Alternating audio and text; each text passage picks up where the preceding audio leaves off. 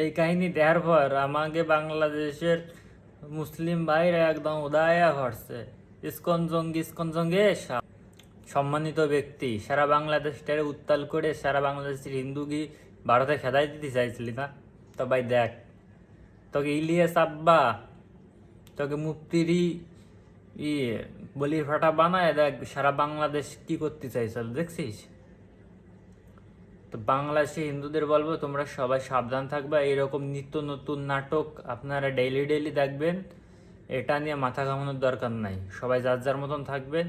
আর বাংলাদেশের তহদি জনতারে বলতে চাই, আপনারা বোঝেন কম, চিল্লান বেশি। তো এটা আর করেন না। এই সম্প্রীতির বাংলাদেশ, এখানে হিন্দু মুসলমান বৌদ্ধ খ্রিস্টান সবাই একসাথে বাস করবে। আপনারা না পায় কথা একটা শূন্য উজুকে এসে মারামারিতে আসেন, এটা ঠিক না। সবাই ভালো থাকবেন। আগে বাংলাদেশ, তারপরে ধর্ম। আগে মানুষত্ব, তারপরে ধর্ম।